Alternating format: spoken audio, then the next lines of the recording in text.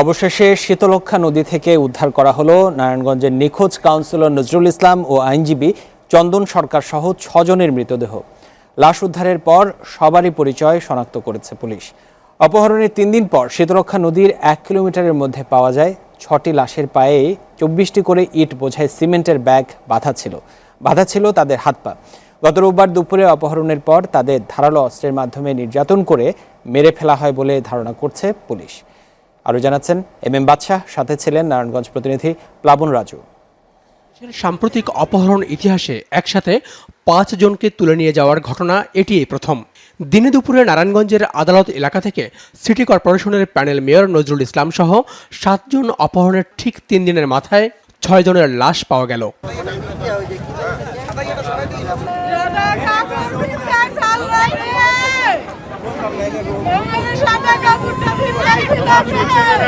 বন্দর থানা পুলিশ জানায়, লোকজন কলাগাছিয়া ইউনিয়ন এলাকায় দুপুরের দিকে শীতলক্ষ্যা নদীতে কয়েকটি লাশ ভেসে ওঠার খবর তাদেরকে জানায়।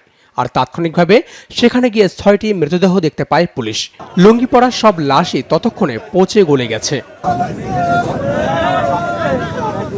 1 কিলোমিটারের মধ্যে 6টি লাশের পায়ে 24টি করে ইট বোঝাই সিমেন্টের ব্যাগ বাঁধা ছিল।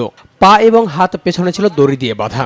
মুখমণ্ডল ডাবল পলিথিন দিয়ে গলার কাছে বেঁধে ধারালো অস্ত্র দিয়ে পেট সোজাসুজি কেটে ফেলেছে দুর্বৃত্তরা। লাশগুলো থেকে নাড়ি ভুড়ি বেরিয়ে আসছিল বলে জানায় পুলিশ।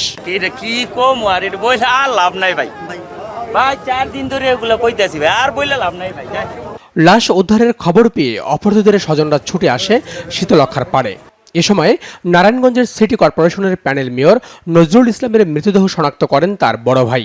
একের পর এক পরিচয় মেলে নজরুলের সহযোগী মনিরুজ্জামান স্বপন, লিটন, তাজুল ইসলাম এবং আইনজীবী চন্দন সরকার ও তার গাড়ি চালক ইব্রাহিমের। একই সঙ্গে এতগুলো মানুষকে অপহরণ করে নিয়ে মেরে ফেলার এমন করুণ মৃত্যু এর আগে কখনোই দেখেনি নারায়ণগঞ্জবাসী। তবে কোন সেই কুটিলতা যার বলি হতে হলো জনপ্রতিনিধি নজরুল আর আইনজীবী চন্দন সহ এ মানুষগুলোকে? সেটাকে রাজনীতির নির্মমতা নাকি সম্পদ আর প্রতিপত্তির লোভাত দৃষ্টির তীক্ষ্ণ ছবল? যাই হোক, অপরাধীদের শাস্তি এখন একমাত্র কাম্য। আমার ভাইয়ের জন্য মৃত্যু হয়েছে,